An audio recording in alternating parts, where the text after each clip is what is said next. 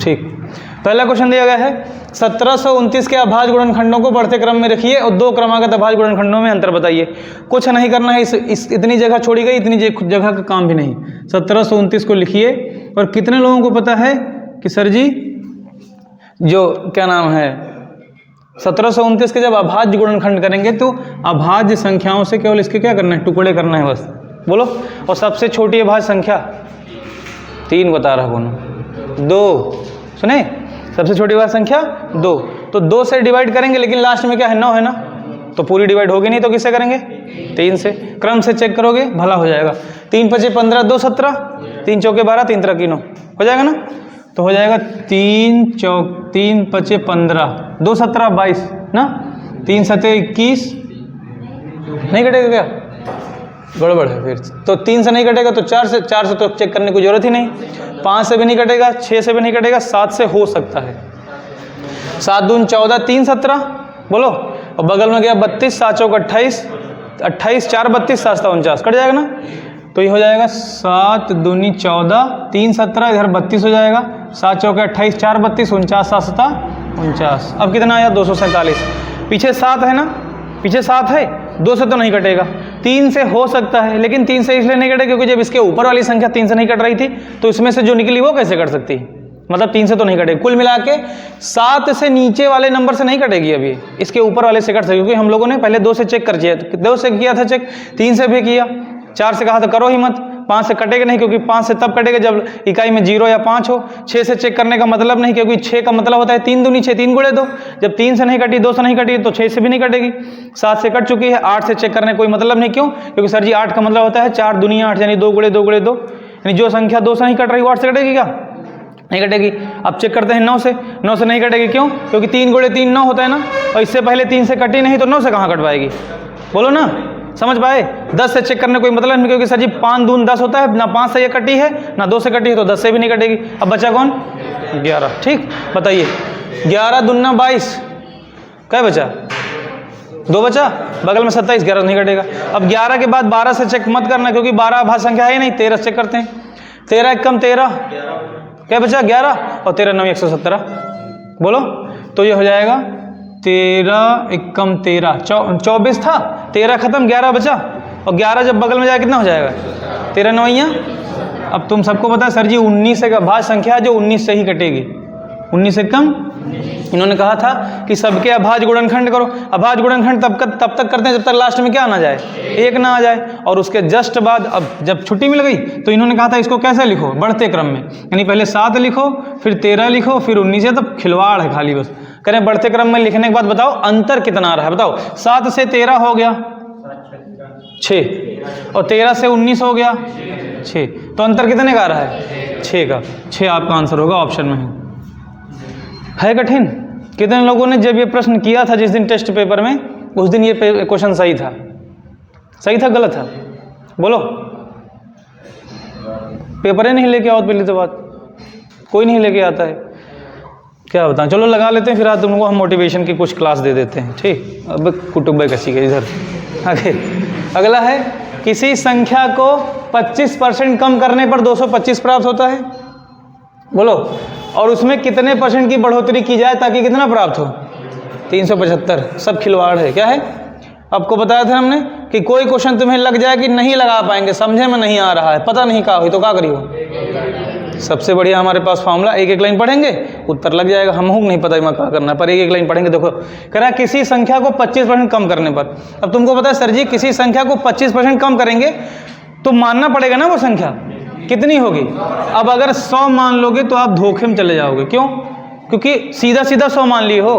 वो कह रहे हैं अब तुमने कहा कि सर कोई संख्या है वो 100 है, 25% कम किया 225, यूँ कैसे हो सकता? बोलो ना, हो सकता है क्या? 100% मानोगे क्या? लेकिन एक तुमको भी होता सर जी यह 100%, ये भी 100%, तो गड़बड़ हो जाएगा। दोनों 100%, एक 100%, एक 25%, ये भी दिक्कत हो जाएगी। तो अगर कभी भी मानने में प्रॉब्लम हो जाए तो आपके पास एक राजा आदमी है, कौन? काम खत्म। माना वो संख्या क्या है? 100x, क्या? केवल x मानोगे तो 25% कम करने पर बटे सही बन जाएगा, आंसर में बन जाएगा। 100x मान लिए, बताओ 100x को 25% कम करोगे 75x बचेगा। बोलो 100x को इन्होंने कहा कोई संख्या है उसको 25% कम किया, तो अगर 25% कम की हो तो संख्या वो क्या है, वो संख्या हमने माना 100x है। 100 क्यों माना पता चला, ताकि 25 आराम से कम भी हो जाए। बताओ 25% कम करोगे तो 100 का 25 कितना 75, x है तो x लगा रहेगा पीछे।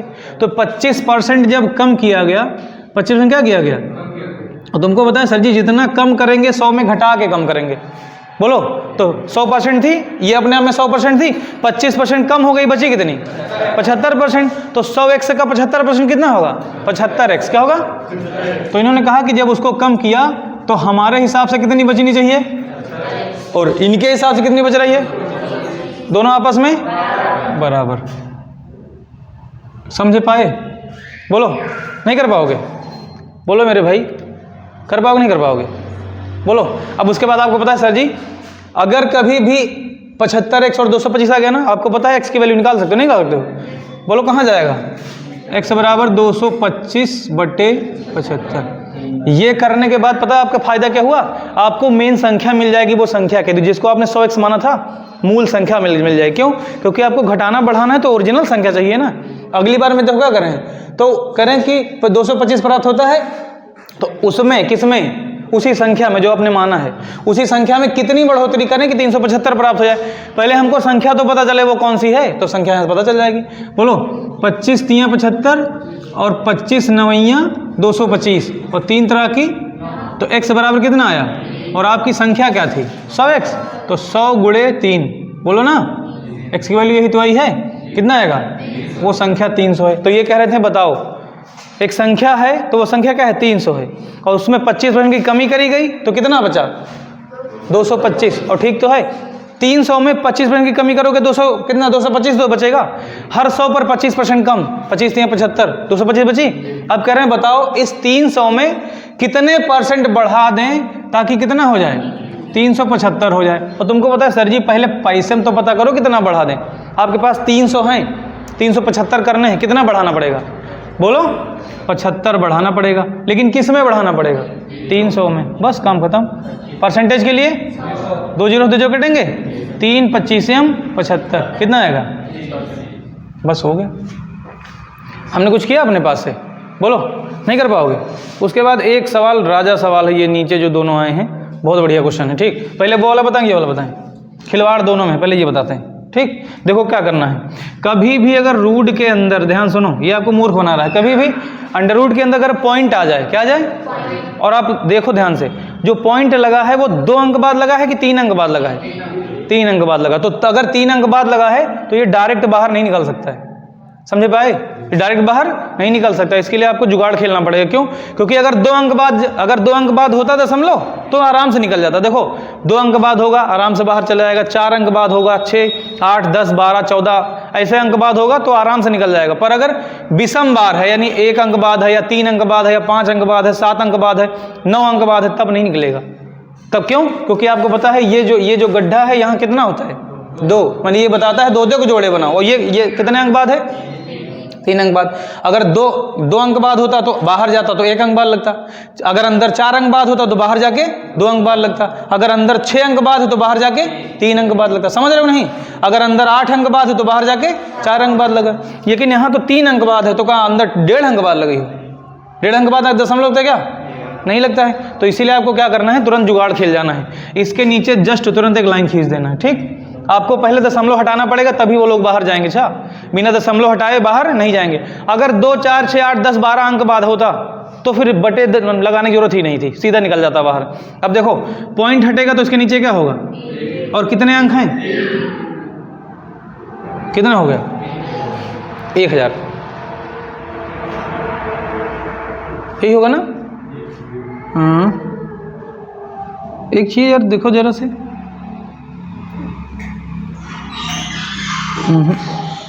वो क्वेश्चन जरा उठाओ, देखो कुछ तुमने गड़बड़ लिख दिया क्या, एक मिनट कर दिए। अब ध्यान सुनो, तो ये आ गया, अब ध्यान सुनना भैया। तो हमारे पास हमको मिलेगा 121/1000, ठीक। बोलो अब आपको पता है सर जी जो 121 दिया है वो तो उसका तो कितना आएगा 11, वो तो बाहर निकल जाएगा, लेकिन वहाँ बचेगा 1/1000 बचेगा। बोलो, और 1000 का वर्गमूल नहीं निकाला जा सकता है। क्यों? क्योंकि 100 गुणे 100 10,000 होता है, और 10 गुणे 10 कितना होता है? 100 होता है। मतलब ये पूर्ण वर्ग संख्या नहीं है। इसके आगे अगर सॉल्व भी करना चाहोगे तो 11 और फिर ऊपर आएगा रूट में 1 और नीचे आएगा अंडर रूट 1000, और अंडर रूट 1000 की वैल्यू पूरा पूर्णांक में नहीं होती। और आपका इसमें आंसर जो दिए हैं पॉइंट में सबके सब दिए हैं, तो इसमें एक ऑप्शन डी है, इनमें से कोई नहीं। मतलब ये इसके आगे नहीं हल करा जा सकता है। करोगे भी तो रूट में आएगी वैल्यू, पॉइंट में आएगी। समझ पाए? तो आपको इसको यहीं पर छोड़ना पड़ेगा और आपका आंसर क्या आएगा? बोलो 1/, अब इसको अगर निकाल भी लोगे, अगर 1000 का वर्गमूल निकालोगे तो पूरा नहीं निकलेगा। अच्छा बोलो, क्योंकि ये होता है 10 दहम्मा 100 दहम्मा 1000 होता नहीं होता है। तो यहाँ पे 10 गुणे 10 3 बार लिख सकते हो, 10 गुणे 10 गुणे 10। बोलो भैया, अगर बहुत करोगे तो 11 पहले से था, 1/10 गुणे 10 बाहर निकाला कितना बचेगा? केवल 10 बचेगा, 10 रूट 10 आएगा। इसके आगे नहीं हो सकता। अभी अब रूट 10 की वैल्यू निकालोगे तो पॉइंट में आएगा। समझ पाए? बोलो, तो ये इसको यहीं पे छोड़ना पड़ेगा और आपको टिक क्या करना है? इनमें से कोई नहीं। क्यों? क्योंकि यहाँ पर 3 अंक बाद दशमलव दिया था और यहाँ जोड़ा कितना बना था? 2 का। अगर यहाँ 3 लिखा होता तो उत्तर आ जाता तुरंत। अगर यहाँ कितना लिखा होता? 3 लिखा होता। 3 लिखा होता तो जोड़े कितने के बनते? 3 के। तो 121 का वर्गमूल 11 आता, और 3 अंक बाद दशमलव था तो क्या अंक लगता है? 1 अंक बाद। तो वहाँ पर कितना आता? 1.1 आंसर आ जाता। समझ पाए? तो यहाँ पे आंसर क्या लगाओगे? इनमें से कोई नहीं, क्योंकि बस ये ऐसे ही आता चला जाएगा। ठीक, घर जाना क्या हो गया? अगला वाला देख लीजिए। ठीक भैया, इधर सुनो, चलो देखो इधर। अब आपको इसमें देख लेना है, कह रहा है कि इसका मान क्या है। ठीक, इसमें कुछ नहीं करना है। जब भी कभी ब्रैकेट में, ब्रैकेट के बाद रूट लगा हो, स्क्वायर लगा हो, बाहर फिर ब्रैकेट लगे हों। अब बताओ, इस क्वेश्चन को सॉल्व करने के लिए आप अंदर से सॉल्व करना चाहोगे कि बाहर से? बाहर से करना हमेशा। अच्छा, क्या समझ गए? हालांकि रूल हमसे कहता है, नियम हमसे कहता है कि सबसे पहले कौन सा ब्रैकेट हटेगा? छोटा ब्रैकेट, फिर मझला, फिर बड़ा। चाहो तो आप अंदर से सॉल्व कर लो, आंसर वही आएगा। देखो यहाँ पे देखो कितना लिखा है? n लिखा है ना। देखो वहाँ पे n लिखा है, यहाँ पे कितना लिखा है? n। पेपर कहाँ है? दो अपने। हाँ ठीक है, करनी के अंदर n लिखा है। ठीक, अब हम इसको अंदर से भी सॉल्व कर सकते हैं, बाहर से भी सॉल्व कर सकते हैं। हम बाहर से शुरू करते हैं। अगर मझला ब्रैकेट हटता है क्या? अब ध्यान सुनना, कभी भी जब अंदर से, देखो इसको अंदर से सॉल्व करना है कि बाहर से सॉल्व करना है, हम आपको बताते हैं क्या, कब बाहर से सॉल्व करना है, कब अंदर से सॉल्व करना है। अगर किसी ब्रैकेट के अंदर पावर में कुछ ना लिखा हो, केवल बेस में लिखा हो, प्लस माइनस लगा हो, मतलब अंक लिखे हो और जोड़ घटा गुणा भाग का चिन्ह लगा हो, तब बॉड मास कहता है कि सबसे पहले छोटा ब्रैकेट, फिर मझला, फिर बड़ा। लेकिन अगर पावर लगी हो तब बॉड मास कुछ नहीं बोलता है। तो जब पावर लगी होती हैं तो बड़े ब्रैकेट से शुरू होती है। अगर पावर लगी होती हैं तो आपको उसे सॉल्व करने के लिए बाहर की तरफ से अंदर की तरफ आना पड़ता है। समझ पाए? और अगर खाली आपको सिंगल इस तरीके के ब्रैकेट दिए हो, पावर और ना लगा हो, तब आप अंदर से सॉल्व करना। यहाँ पे पावर है ना, पावर पे पावर पे पावर, तो बताओ बाहर से सॉल्व होगा कि अंदर से? बाहर से। और अगर यहीं पे ऐसे प्रश्न दिया होता 2 + 3 - 2, उसके बाद में लिखा होता मल्टीप्लाई बाई 4, फिर उसके बाद मझला ब्रैकेट लगा होता, फिर यहाँ होता -4, फिर बड़ा ब्रैकेट लगा होता। इस कंडीशन में किधर से सॉल्व करते? अंदर से सॉल्व करते। समझ गए? इस कंडीशन में क्या करेंगे? क्योंकि यहाँ पावर को हटानी है, क्या करना है? तो बाहर से पावर हटती है। समझ पाए? जैसे आपने देखा होगा बहुत सारे प्रश्न ऐसे लिखे होते हैं, जैसे लिखा है 2 और फिर ब्रैकेट में लिखा है 3 + 4 का होल स्क्वायर। तो आपको पता होगा कि पहले स्क्वायर हटाएंगे तब ये ब्रैकेट हटेगा, उसके बाद इसका इसमें मल्टीप्लाई होगा। पता है नहीं? तो पावर लगी होती है तो पहले पावर हटानी पड़ती है। क्या हटानी पड़ती है? अब बताओ, यहाँ पावर 2 लगी है ना, जब ब्रैकेट खुलता है तो पावर का पावर में गुणा होता है, यानी n/2 का मल्टीप्लाई कहाँ है? होगा 2 में। देखो n/2 का जब मल्टीप्लाई 2 में होगा तो ऐसे लिखा जाएगा। अच्छा, और 2 से 2 क्या होगा? बचेगा क्या? n बचेगा। तो इसको यही करना है। तो हम अंदर वाला ये ब्रैकेट और ये टोपी के अंदर n और x², बोलो छोटा ब्रैकेट, उसके बाद में ये वाला ब्रैकेट हटेगा और ये वाला ब्रैकेट हटेगा, तो n/2 पहले से था यहाँ पे, और ये वाला 2 बगल में आ गया। कट जाएगा क्या? कट गया। क्या बचा आपके पास? n बचा। जब अब इसके बाद ये वाला ब्रैकेट हटाओगे ना, बोलो, जब ये ब्रैकेट हटाओगे तो आपको पता है ये ब्रैकेट हटाने से पहले, n लगाने से पहले आप इसको सही कर लो, रूट n को। और आपको हमने एक दिन बताया था संडे वाली क्लास में कि अगर यहाँ हमने लिख दिया ऐसे, बोलो, तो आपको पता है सर जी x ऐसे ही रहेगा इसका मतलब होता है 1 अपॉन ये 3 या बटे में चला जाएगा। तो अगर यहाँ n है तो बटे में कौन जाएगा, याद आया कि नहीं आया? तो हम इसको लिख सकते हैं एक्स स्क्वायर की पावर 1 अपॉन n। समझ पाया नहीं? क्योंकि रूट हटाया हमने, जब रूट हटेगा तो इसके लिए होगा 1 और अपॉन में क्या चलाएगा n। ये इसके अंदर लिखा था n इसलिए अपॉन में गया, अगर इसके बाहर होता तो ना जाता, क्योंकि बाहर होता है तो गुणांक यहाँ बताता है n के पेयर बनाओ, तो अपॉन में n चला गया। पहले से कौन बचा था? पहले से n बचा था। अब ब्रैकेट हटेगा, बोलो, और जब ब्रैकेट हटेगा तो पावर का पावर में गुणा होगा, तो n से n कट जाएगा। कितना बचा 1, तो एक्स स्क्वायर गुणे 1 क्या आएगा, एक्स स्क्वायर आएगा। आंसर ऑप्शन में है। नहीं कर पाओगे, बाहर की तरफ से हटाते जाना है, जो कटे उसको काटते चले जाना है, काम खत्म। ये तो पता होगा ना कि कैसे हटाइए। बोलो, जैसे हम यहाँ पे लिख दें एक्स स्क्वायर और करनी में हमने लिख दिया y, बोलो हम आपसे कहें इसको हटाओ तो हो जाएगा x square into 1 upon y. समझ पाए? यहाँ जो कुछ भी होगा वो कहाँ चला जाएगा, अपॉन में चला जाएगा। अभी एक और बचा होगा ना क्वेश्चन, नोट कर लो फटाक से, फिर अगला बता दें।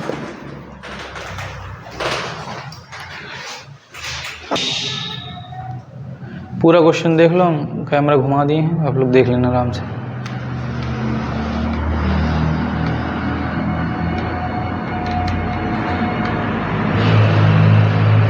लाइन वाला, ठीक। अब देखो कैसे, 3 संख्याओं में से पहली संख्या दूसरी संख्या की दोगुनी है। हम पूरी लाइन पढ़ लिया ना, लेकिन हम पूरी नहीं पढ़ेंगे, हम थोड़ी।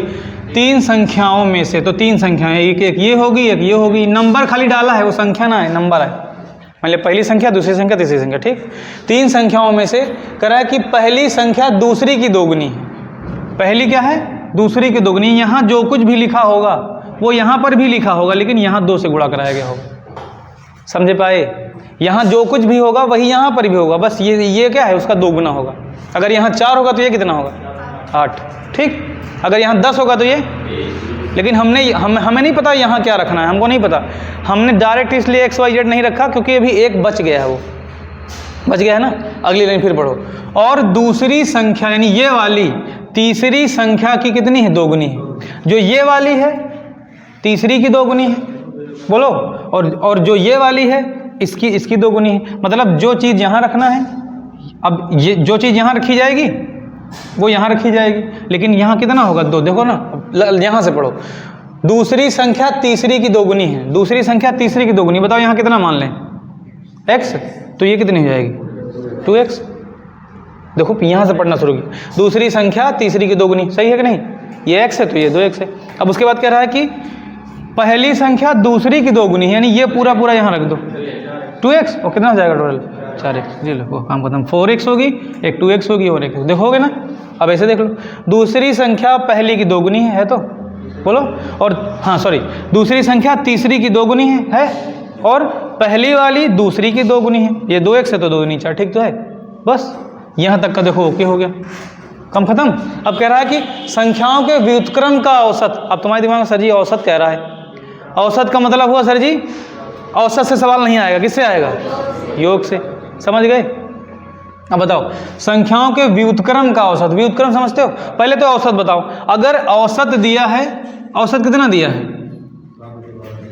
कितना है, 7/12, ठीक।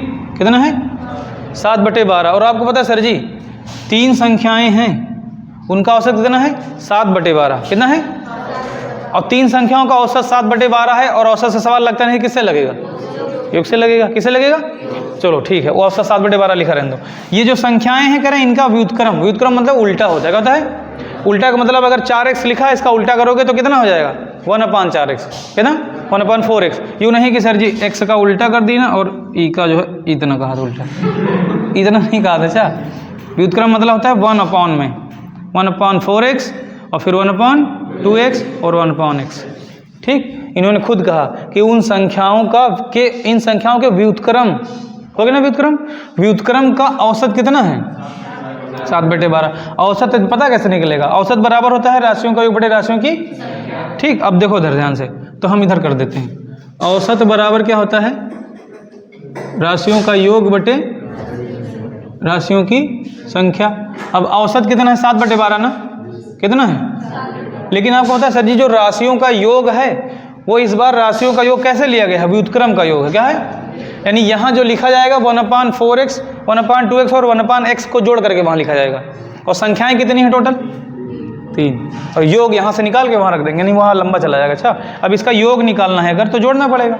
अब जोड़ने के लिए एलसीएम लेना पड़ेगा। आपको बताते हैं इसके बाद आपका मैथ का मेन चैप्टर कौन सा चल रहा है? Time and work. Time and work में आपको पता है जिसका जिसका काम दिया जाता है उसका काम उसके सामने लिख लीजिए, अगले स्टेप में एलसीएम निकाल लीजिए, और एलसीएम निकालने के बाद इनका काम निकाल लीजिए। याद आया? बोलो। तो एलसीएम अभी तक का जितना एलसीएम आपने निकाला वो नंबरों का निकाला है। किसका निकाला है? हो सकता है आज का टाइप या कल का टाइप ऐसा है जिसमें एलसीएम निकालने के लिए आपको एक्स और वाई का एलसीएम निकालना पड़े, एबीसीडी का एलसीएम निकालना पड़े, तो वो एलसीएम वहाँ सीखने के लिए आप यहीं पे देख लीजिए कैसे निकाला जाता है। गिनतियों का एलसीएम कैसे, सॉरी एबीसीडी यानी चर और अचर का एलसीएम कैसे निकाला जाता है, समझ पाए? देखो कैसे। एक बात बताइए, आपने पढ़ा था कि सर जी अगर कभी भी हर बराबर हो जाएं, हर समान हो जाएं तो हरों का एलसीएम नहीं निकालना पड़ता है, बराबर संख्याओं का एलसीएम वो खुद ही होता है। बताओ 1/x और 1/x, x का एलसीएम क्या होगा? x ही तो होगा। यानी सेम संख्याएं हैं, एलसीएम निकालने की जरूरत वही लिख दीजिए। तो बताओ x पीछे गुणे में है ना, तो बताओ x का एलसीएम क्या आएगा? x ही आएगा। बचा कौन? 4, 2 और 1, यानी गिनती का एलसीएम, गिनतियों के एलसीएम अलग निकाल लो, एबीसीडी का एलसीएम अलग निकाल लो, तो एबीसीडी का एलसीएम x का x ही आएगा। 4, 2 और 1 का एलसीएम 4 आएगा, काम खत्म। समझ पाए? आपको 4x, 2x और x का एलसीएम निकालने की जरूरत नहीं है। एबीसीडी का एलसीएम एबीसीडी से निकाल के रख दो और गिनतियों का एलसीएम गिनतियों से। ये चीज़ फिर आपको वहाँ टाइप में फिर मिलेगा, हम वहाँ पर एबीसीडी का एलसीएम निकालेंगे तो फिर बताएंगे कि ऐसे निकलेगा। निकाल पाओगे? बोलो। गिनतियों का एलसीएम निकालना आता था? बोलो। अभी हमने किसका? एबीसीडी का, यानी किसका? चरों का और अचरों का। चरों का भी ऐसे निकलेगा, कर पाओगे? बोलो। अगर बाई चांस यहाँ x होता, यहाँ y होता, यहाँ z होता, एलसीएम क्या था? x, y, z, क्योंकि तीनों अलग अलग है। बोलो। तो एबीसीडी का एलसीएम एबीसीडी का अलग निकलेगा और गिनतियों का अलग निकलेगा और अगल बगल लिख दिया जाएगा। उसके बाद आपको पता है ना भाग कराना होता है। बोलो। तो पहले 4x का पहाड़ा पढ़ो, 4xy, बताओ पूरा पूरा कट जाएगा एक बार में, पूरा पूरा 4x एक कम 4x, या फिर ऐसे कर लो तुलना करा देते हैं, 4x की तुलना 4x से कराओ, पूरा पूरा कटेगा ना, कितना आया? और 1 का गुणा, ये तो याद है ना प्रोसेस। उसके बाद ये प्लस, ये देखो 2x का पहाड़ा पढ़ो कि 4x कट जाए, तो पहले तो x पूरा पूरा कट जाएगा, और 2 का पहाड़ा पढ़ो 4 आ जाए, 2 बार 2 का गुणा यहाँ करा दोगे। पल्ले पड़ रहा है कि नहीं? वैसे करना जैसे पहले करते थे, कुछ बदला नहीं, खाली एबीसीडी आ गया बस इधर। फिर x आया, अब x का पहाड़ा कितनी बार पढ़ें कि 4x आ जाए? 4 बार। x का पहाड़ा कितनी बार पढ़ें कि 4x आ जाए? 4 बार। तो x से x कट जाएगा, बचा कौन? 4 गुणा 1 में करा दो बस। तो इधर 2, 1, 3 और 7/4x योग आया ना, व्युत्क्रम को योग कितना आया? 7/4x। तो यहाँ कितना रख सकते हो? 7/4x। 4x यहाँ आ जाएगा ना, बोलो ना, 4x यहाँ चला जाएगा तो हो जाएगा 7/12 बराबर 7/4x नीचे आ जाएगा, गुणे 3 पहले था कि नहीं? 4 तियाँ 12 यहाँ चला जाएगा, 7/12 बराबर 7/4 तियाँ 12x, क्रॉस मल्टीप्लाई ये यहाँ चला जाएगा, ये यहाँ चला जाएगा। समझ पाए? तो ये हो जाएगा 7 पहले से था, 7 गुणे 12x बराबर 12 सते 84। और इधर x की वैल्यू निकालना है तो 12 और 7 कहाँ जाएगा? बटे में, x बराबर 84 बटे 3 ऊपर जाएगा। कौन 3 ऊपर जाएगा? हैं? 7/4x बटे 3 ऊपर, 3 चौक 12 करके ले तो गए। ये नहीं जाएगा। सुनो, ये पहले से हर है ना, अंश हर किस में है? अंश में अंश हर आया, इसलिए ये वाला आएगा। अच्छा, इसके अपॉन में 1 है, वो ऊपर जाएगा, वो तो छुपा ही रहेगा। ठीक, इधर तो 84 के बटे में कौन गया? 84, 12 से 84 तो होगा 84 एक कम, x बराबर क्या आया? 1। आपकी संख्याएं जो थी वो पहली संख्या थी 4x, तो 4 गुणे 1 पहली संख्या 4 मिल गई। दूसर की वाली कौन सी थी? 2x, यानी 2 गुणे 1 मिल गई, कितना आएगा? 2 गुणे x, 2 गुणे 1 2 आ जाएगी। तीसरी वाली x थी तो x का मान क्या है? 1 ही तो है। बोलो। और यही कह रहे थे कि संख्या बताओ 4, 2, 1, यही ऑप्शन में है। आपकी संख्याएं क्या थी? 4, 2, 1, यही तो पूछ रहा था, क्या कह रहा था? संख्याएं बताइए। तो संख्याएं कौन कौन सी थी? 4, 2 और 1 थी, यही हो गया आपका आंसर। लगा लो, उसके बाद टॉपिक शुरू करते हैं। नहीं कर पाओगे?